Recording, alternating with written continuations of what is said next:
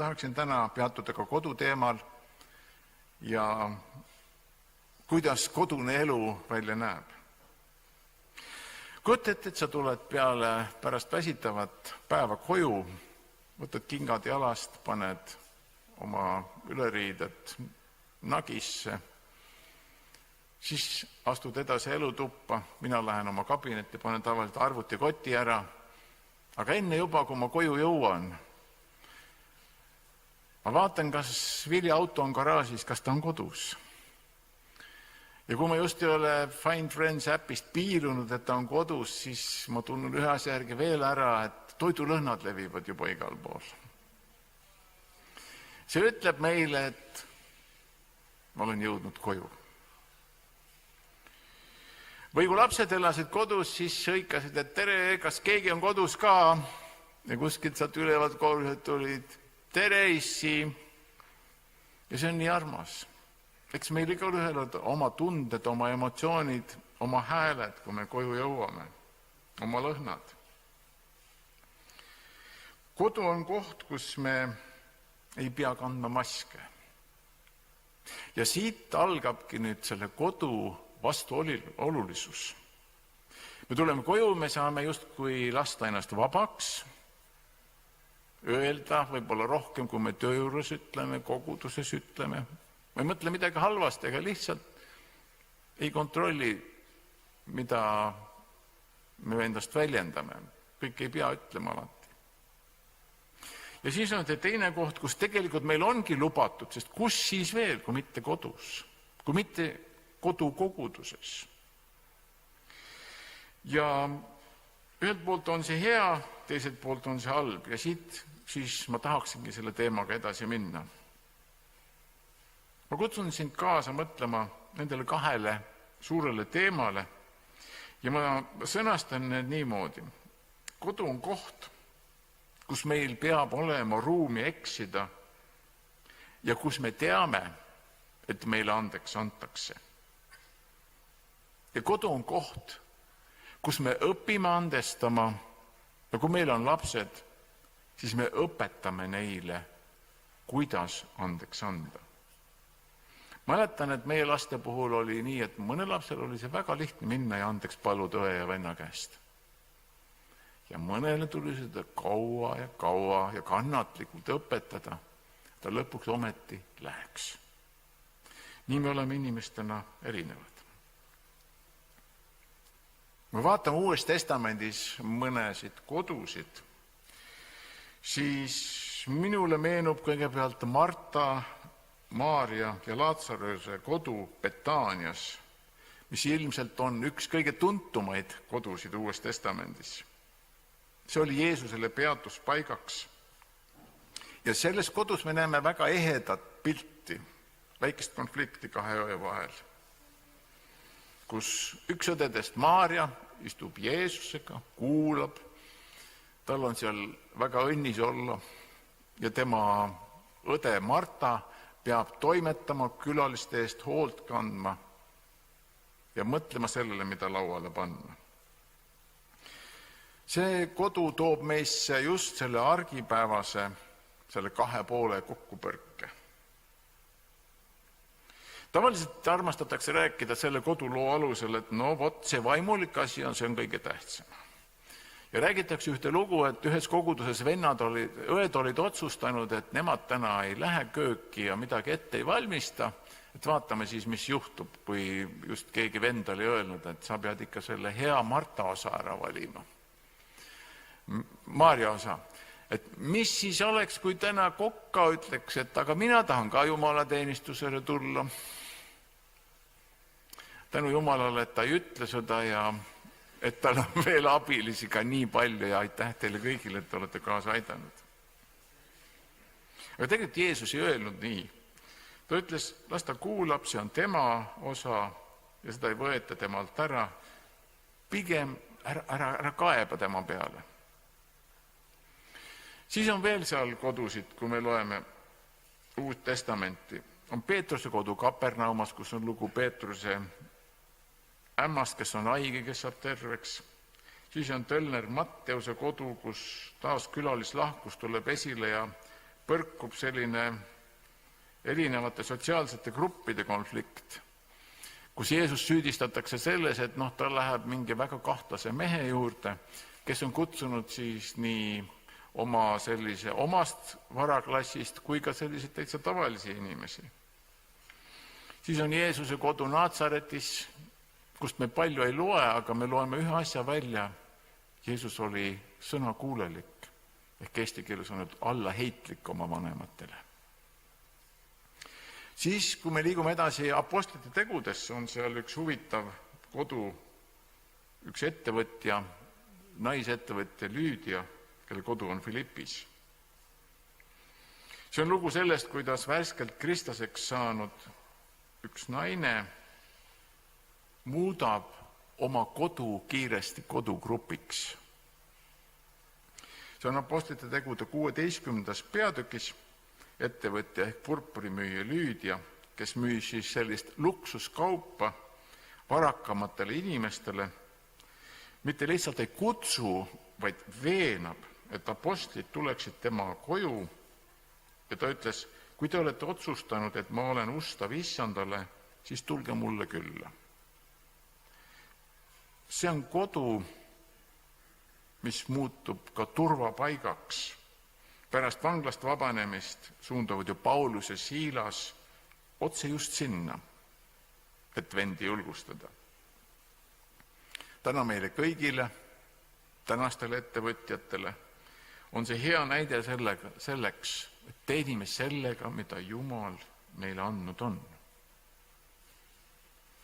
Siis on veel üks huvitav kodu seal samas apostlite tegude 16. peatükis, kus toimub üsna dramaatiline pööre. See on Filippi vangivalvuri kodu, kus hirmust ja kriisist saab ühe ööga kodune rõõmupidu. Vangivalvur viib piinatud Pauluse ja Siilase keset ööd oma koju, peseb nende haavad, katab neile lauad ja terve majapidamine rõõmustab, et nad on saanud usklikuks. See kodu on paik, kus muredest ja haavadest paranemine ja ühine pidusöömaaeg aitavad kaasa sellele, et tekib selline normaalne terve kristlik osadus. Teine kodugrupp. Võib-olla ka midagi sellist, mis meil Kalju koguduses on oktoobrikuus tavaliselt. Tänuõhtusöögid kodudes. Väga piibellik. Ja lõpuks on siis üks kodu, mida me tunneme piiblis, kadunud poja ja halastava isa kodu. Ja siit tuleb ka tänane jutluse pealkiri andestuse vägi. Selle ma natuke tahaksin ka peatuda. See kodu on ilmselt Uues Testamendis üks võimsamaid ja kõige emotsionaalsemaid lugusid kodust ja perekonnast. See lugu näitab, mis on kodu tegelik väärtus. See on ka lugu ühest pereettevõttest, kus on sulased, on kariloomad ja on varandus, mis on teenitud. Ja nüüd järsku üks poegadest, nagu te väga hästi teate, soovib seda enne isa surma kätte saada. See lugu on Luuka evangeeliumi 15. peatükis. Ma ei jutusta seda lugu ümber, ma eeldan, et me kõik teame seda peast. Ja ma loen seda lugu ka ette, ma loen ühe lühikese katke ja siis vaatame veel mõnda asja. Võtame oma piiblit Luuka evangeelium 15, 20-24. Luuka evangeelium 15, salmid 20-24. Noorem poeg tõusis ja asus teele oma isa juurde. Aga kui ta alles kaugel oli, nägi isa teda ja tal hakkas hale ning ta jooksis ja langes poja kaela ja andis talle suud. Aga poeg ütles isale, isa, ma olen pattu teinud taeva ja sinu ees ja ma ei ole enam väärt, et mind su pojaks hüütaks. Ent isa ütles oma sulastele, tooge kiiresti kõige kallim kuub ja pange talle selga ja andke talle sõrmus sõrme ja jalatsid jalga. Tooge nuumvasikas, tapke see ja söögem ning olgem rõõmsad. Sest mu poeg, kes oli surnud ja on jälle saanud elavaks, ta oli kadunud ja on leitud. Ja nad hakkasid rõõmsasti pidutsema.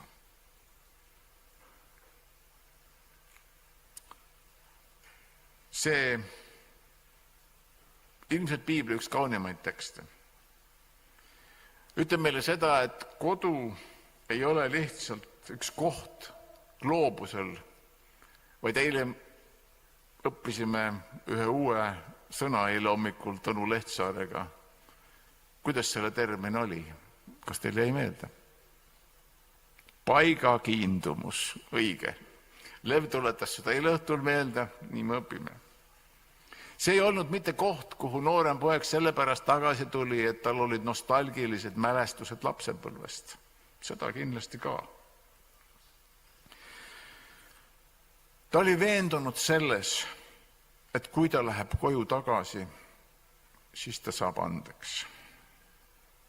Aga sellised asjad juhtuvad. Mitte kindlasti ei pea olema need nii dramaatilised, kui Birgit rääkis. Aitäh, Birgit, sulle aususe ja julguse eest. Need ei pea olema nii dramaatilised, kui oli selle kadunud pojaloos.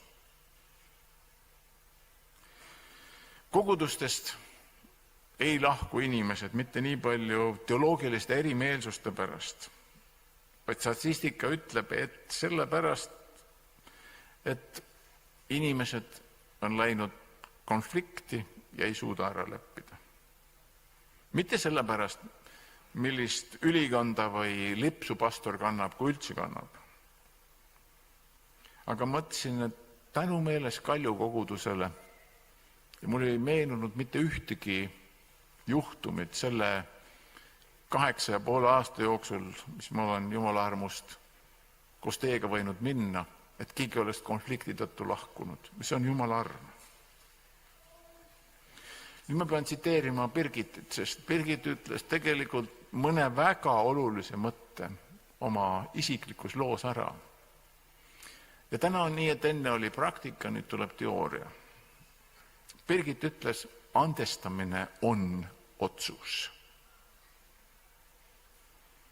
Ja kadunute poja loos tuleb ta täpselt väga hästi välja samamoodi.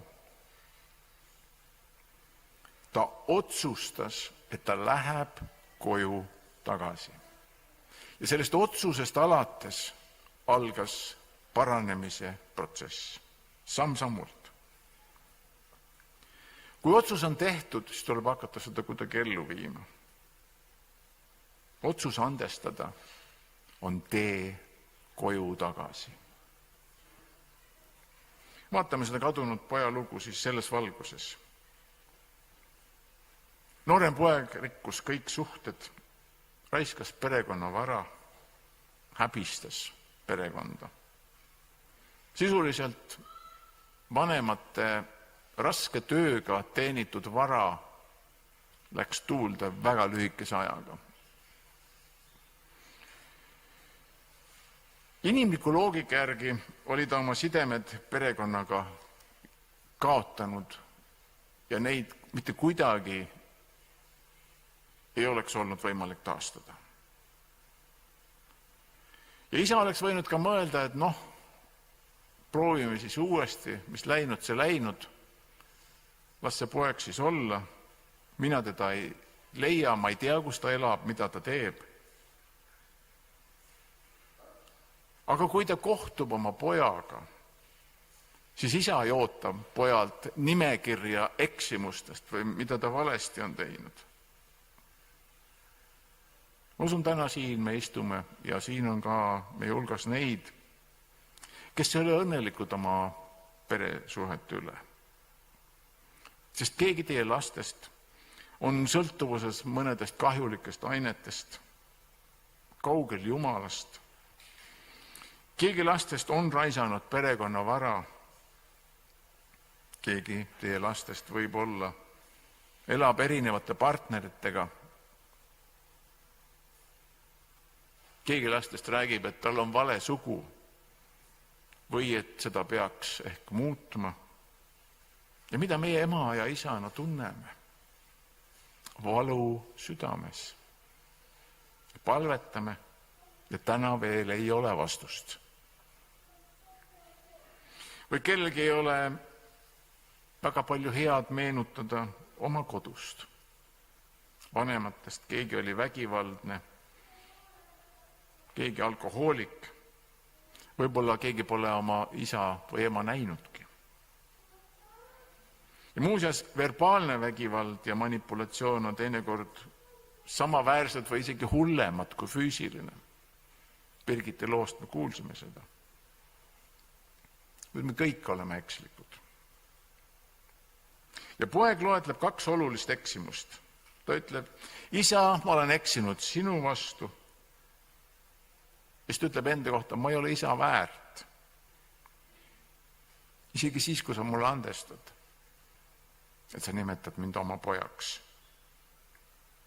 Ja ta ütleb, Jumal, ma olen eksinud sinu vastu. Ja sellest piisab. Poeg näeb kodule lähenedes, et isa koduvarast jookseb talle vastu.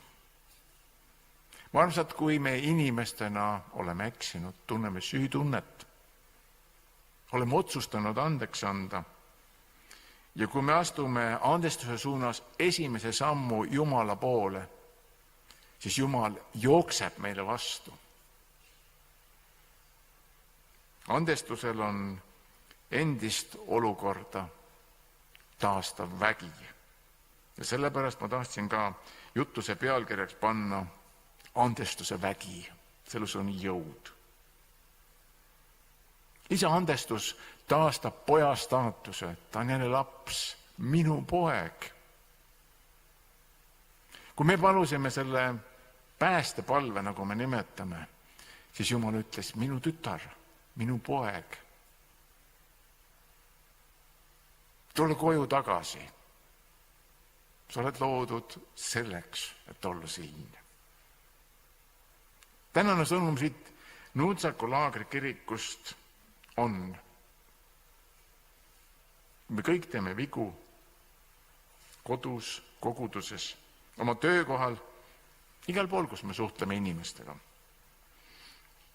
Aga sellepärast on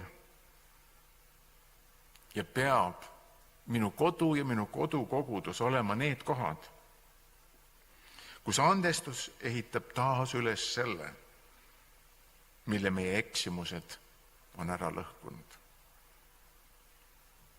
Ilma andestuseta on kodu ja kogudus lihtsalt nagu üks mugav hotell, kus aeg-ajalt ööbivad püsikliendid. Kujuta nüüd ette 2 venda selles kadunud poja loos. Kes peale vanemate surma läksid tülli, sest üks sai kavaluse ja poolpettusega enamuse vanemate pärandusest. Ja mulle meenub üks päris lugu, päris sarnane ka sellele kadunud poja loole, mis mulle on räägitud. Need mehed ei rääkinud aastakümneid. Maja, kus nad üles kasvasid, jäi tühjaks. Teerajad rohtusid. Müüa seda maja ei saanud, sest oli vaja vastastikust kokkulepet ja mõistmist. Ja ühel päeval heliseb telefon ja üks vend ütleb teisele, ma annan sulle andeks. Ma võin oma osa sellest majast sulle kinkida. Aga ma tahan, et me oleksime taas sellised vennad, kes koos lapsepõlves mängisid. Ja sellest alates ei muutunud mitte ainult nende suhe, vaid ka see vana lapsepõlve kodu ärkas justkui taas ellu. See sai korda tehtud ja koos nad kasutasid seda kuni oma elu lõpuni. See on päris tõesti sündinud lugu. Andestamine ei tähenda, et teise inimese eksimus oli õige. Kordan veel kord, andestamine on otsus, et mineviku valu ei tohi enam valitseda minu tuleviku üle. Ja ma teen kõik selleks, et see nii ei oleks. See on kingitus meile endale, kui me selle otsuse teeme. See vabastab meid sellisest kibeduse vanglast ja toob tagasi koju, rahusse. Aga mõelge, mis juhtub siis, kui me ei andesta. Vanem poeg paneb selle andestamatuse ahju puid ju aina juurde, kui ta ütleb, kuidas ma saan sellisele tõbrasele andeks anda. See oli tema otsus. Ta otsustas kadedusest mitte andestada. Ja ta jäi oma otsuse juurde ja me ei loe sellest loost, kuidas tema võimalused tulevikus võisid olla. Aga andestamisega on ka mõned probleemid. Küllap sa oled kogenud nii oma elus kui ka koguduse elus, et Jumal andestas inimene, kelle suhtes sa eksisid, tema andestas, aga kõrvalvaatajad, ühiskond, need ei pruugi andestada. Selle kohta öeldakse, et Jumal andestab, aga inimesed ei andesta. Neid lugusid on mitmeid, ka meie koguduses. Mitte ma ei ütleks, et koguduse inimesed ei anna isegi andeks, vaid ühiskond ei anna andeks. Sest see neile on Kristuse lunastus, lepitus ja andestus võõrad, lihtsalt mingid tundmatud terminid. Mulle meenib üks näitleja, kes sai kohtu kaudu ahistuse, süüdistuse, pöördus, tuli usule, sai kristlaseks ja on täna ustav Jeesuse järgija. Ja iga kord, kui ta midagi teeb avalikkuses, tegeleb lastega, laulab või mängib nendega, tõstab keegi selle vana loo, ütleb endine ahistaja. Ja siit tuleb välja Jumala andestuse eripära. See on lõplik, see on tingimusteta. See on nii, nagu Jeesus ristil ütles, see on lõpetatud. Seda ei ole enam. Kui tihti me loeme kollasest ajakirjandusest tema endine. Või teine probleem andestusega on, et sa oled jõudnud selle inimesega ära leppida, kas sa oled Jumalaga leppinud ja see inimene on lahkunud igavikku. Sa ei saa midagi enam teha. Tõnu Lehtsaar mainis eile psühholoog Heino Noort. Ta rääkis mulle ka ühe loo seoses selle mehega. Ma isiklikult teda ei tunne, aga ilmselt Tõnu töötas temaga koos. Ta oli teadlane, Tartu Ülikooli õppejõud. Ta aitas palju represseerituid, olles seda ise ka väga palju kogenud. Tema ema oli Nõukogude vangilaagris, ta ise arreteeriti 1940. aastal üliõpilasena saadeti Siberisse. Ja ta pühendas oma viimased eluaastakümned totalitaarsete režiimide tõttu kannatanute abistamisele. Küüditatud, metsavennad, poliitvangid. Ja ta uuris väga sügavalt sellist niinimetatud laagrisündroomi, mida see inimesega teeb ja selle mõju tervisele. Aga tema ei saanud rahu andestuse näol teisiti, kui ta läks ja viis selle KGB ohvitseri hauale lõpuks lilled, et teha andestuse rahu. Alles siis saabus rahu. Nüüd, et minu jutlus ei jääks ainult üheks ilusaks jutuks, Astume koos mõned praktilised sammud ja teeme endas ühe sellise sisemise inventuuri ja mõtleme meie suhetele laiemalt. Ka siis, kui sul ei ole peret, sul on ometi vanemad, sul on naabrid, sul on sugulased, koguduse kaaslased. Ja see on vajalik sellepärast, et mida lähemale me tuleme üksteisele, seda lähemale me tuleme Jumalale. Nüüd ma palun, Joel, et sa läheksid mängiksid natukene muusikat. Mõtleme 1 minuti jooksul, kas sinul on täna okas mõne inimese vastu, kellele sa pikka aega ei ole suutnud andestada. Või sa tead, et kellelgi on sinu vastu ja sa ei saa midagi teha. Sina oled andeks palunud, aga ta ei anna sulle andeks. See tekitab meis kibedust. Oleme vaikselt korraks Jumala ees.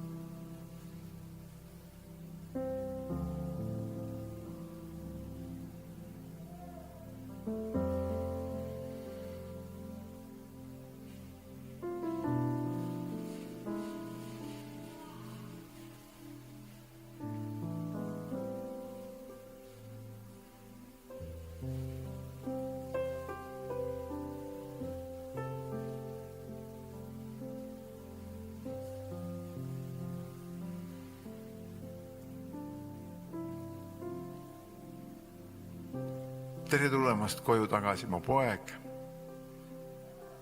Tere tulemast, mu tütar. Nii ütleb taevane isa täna meile igal ühele. Ja nüüd, kui sulle midagi meenus, kedagi meenus, siis pane see nimi või need nimed omale kirja oma telefoni märkmikusse, sest vaevad sul pastakat ja tavalist märkmikku on. Ja kui telefon ei ole siin, siis pane pärast. Ja tee tänasest otsus. Ma otsustan andestada. Ma otsustan aeg-ajalt selle inimese pärast palvetada. Sellepärast tuleb see nimi kirja panna ja midagi praktilist teha. Uskuge, midagi hakkab muutuma sellest hetkest. Kui isa jooksis nooremale pojale vastu, siis need hetked, sõnadeta hetked praktiliselt, ilma ühegi etteheiteta olid muutnud selle olukorra täielikult. Kas me tahaksime elada sellises kodus? Muidugi tahaksime. Tõeline kodukoht on siis seal, kus sind oodatakse ka siis, kui sa kõik oled maha mänginud. Ja kui Jumal siis sekkub, siis Jumala andestus tühistab kõik meie mineviku vead. Ja lõpetame selle Jeesuse tähendamissõnaga, mis lastele pühapäevakoolist on väga tuttav, kus räägitakse 2 majaehitajast. Üks neist ehitas liivale, teine kaljule. Ehitame meie andestuse kaljule.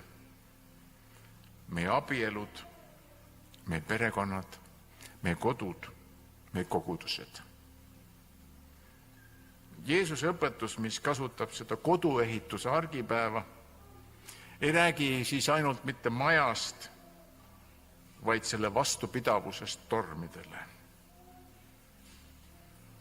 Ja siis peab meie elumaja vastu elutormidele. Andestuse vägi on kokku võetud C.S. Lewise poolt essees Andestus, mis pärineb 1941. aastast.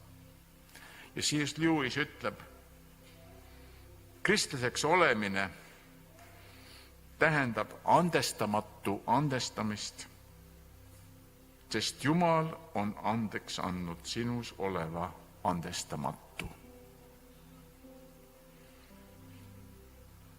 Kristlaseks olemine tähendab andestamatu andestamist, sest Jumal on andeks andnud sinus oleva andestamatu. Aamen.